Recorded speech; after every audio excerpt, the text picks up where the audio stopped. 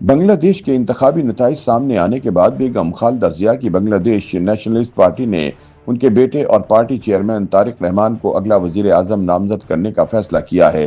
یوں بنگلہ دیش کی سیاست میں یہ دوسرا موقع ہوگا کہ ایک ہی خاندان کے دو افراد وزارت عظمیٰ کے منصب تک پہنچے۔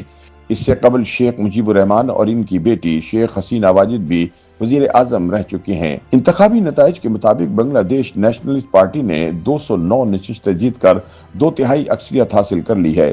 بنگلہ دیش کے 13ویں انتخابات میں غیر سرکاری نتائج کے مطابق بنگلہ دیش کی جماعت اسلامی نے 68 نشستیں حاصل کی۔ قومی شہری پارٹی نے 6 جیتی ہیں، جبکہ آزاد امیدواران نے 7 نشستیں اپنے نام کی۔ اس کے علاوہ بنگلہ دیش خلیفۃ المجلس نے 2، اسلامی آندولن بنگلہ دیش جنتیا پارٹی، گونو اوڈیکار پردیش اور گنا سمہتی آندولن نے ایک نشست جیتی۔ یہ نتائج 297 حلقوں کے غیر حتمی اعداد و شمار پر مبنی ہے، جبکہ 2 حلقوں کے نتائج عدالت کے احکامات کی وجہ سے مؤخر ہیں۔ اہم بات یہ ہے کہ حسینہ واجد کو اقتدار سے بے دخل کرنے والی اسٹوڈنٹ موومنٹ کے رہنماؤں کو توقع سے بھی کم نشستیں ملی ہیں۔ اس کی وجہ یہ بتائی جا رہی ہے کہ اس نے بنیاد پرست اور خواتین مخالف جماعت اسلامی کے ساتھ انتخابی اتحاد کر لیا تھا۔ بی این پی کے سینئر رہنما امیر خسرو محمود چودھری کا کہنا ہے کہ پارٹی چیئرمین طارق رحمان ہی وزارت عظمیٰ کے امیدوار ہوں گے۔ طارق رحمان بنگلہ دیش کی سابق وزیر اعظم خالدہ ضیاء اور ملک کے سابق فوجی صدر ضیاء الرحمان کے صاحبزادے ہیں۔ وہ 20 نومبر 1965 کو پیدا ہوئے، تاہم بعض سرکاری دستاویزات میں ان کی تاریخ پیدائش 1968 درج ہے۔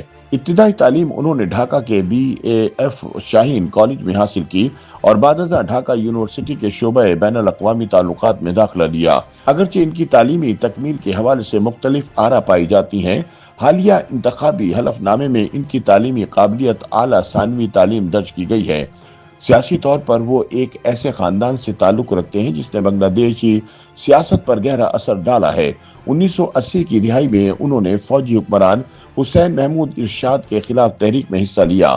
1988 میں وہ باضابطہ طور پر BNP میں شامل ہوئے اور بعد ازاں 1991 کے انتخابات کے دوران پارٹی سرگرمیوں میں نمایاں کردار ادا کیا۔ 2001 کے انتخابات میں BNP کی قیادت میں 4 جماعتی اتحاد نے 2/3 اکثریت حاصل کی، جس کے بعد طارق رحمان پارٹی کے اندر ایک بااثر رہنما کے طور پر ابھرے۔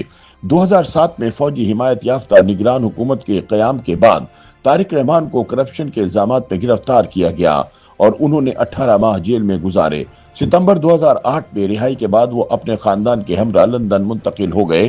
بعد ازاں انہوں نے برطانیہ میں سیاسی پناہ حاصل کی۔ ان پر کئی مقدمات قائم کیے گئے، جن میں 2004 میں ڈھاکہ میں تب کی اپوزیشن رہنما شیخ حسینہ کے جلسے پر ہونے والے دستی بم حملے کا مقدمہ بھی شامل تھا۔ عوامی لیگ کے دور حکومت میں انہیں اس مقدمے میں سزا سنائی گئی تھی، تاہم سیاسی تبدیلیوں کے بعد انہیں قانونی ریلیف ملا۔ BNP ہمیشہ ان الزامات کو سیاسی انتقام قرار دیتی رہتی ہے۔ 2018 میں بیگم خالدہ ضیاء کو کرپشن کیس میں قید کی سزا کے بعد طارق رحمان نے لندن سے پارٹی کے قائم مقام چیئرمین کے طور پر قیادت سنبھالی۔ انہوں نے ویڈیو لنکس اور سوشل میڈیا کے ذریعے پارٹی کارکنوں سے رابطہ برقرار رکھا اور تنظیمی ڈھانچے کو متحد رکھنے کی کوشش کی۔ سیاسی مبصرین کے مطابق جلا وطنی کے دوران پارٹی کو متحرک رکھنا ان کی اہم کامیابیوں میں شمار ہوتا ہے۔ اگست 2024 میں سیاسی منظرنامے میں بڑی تبدیلیوں کے بعد جب شیخ حسینہ کی حکومت کا خاتمہ ہوا، طارق رحمان کی وطن واپسی کی راہ ہموار ہوئی۔ وہ 25 دسمبر 2025 کو ڈھاکہ واپس آئے۔ 30 دسمبر کو خالدہ ضیاء کے انتقال کے بعد 9 جنوری 2026 کو BNP کی نیشنل اسٹینڈنگ کمیٹی کے اجلاس میں انہیں باضابطہ طور پر پارٹی کا چیئرمین منتخب کر لیا گیا۔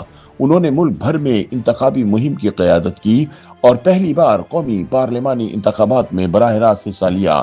اب جبکہ BNP کو واضح برتری مل چکی ہے تو پارٹی نے انہیں وزارت عظمیٰ کے لیے نامزد کر دیا ہے۔ تجزیہ کاروں کے مطابق طارق رحمان کے سامنے سب سے بڑا چیلنج یہ ہوگا کہ وہ ماضی کے تنازعات اور الزامات کے سائے سے نکل کر خود کو ایک قومی سطح کے رہنما کے طور پر منوائیں۔ ان کی سیاسی زندگی قید، مقدمات، جلا وطنی اور خاندانی سانحات سے عبارت رہی ہے، اور اب اگر وہ وزارت عظمیٰ کا منصب سنبھالتے ہیں تو انہیں ایک منقسم سیاسی ماحول میں مفاہمت اور استحکام کی راہ ہموار کرنا ہوگی۔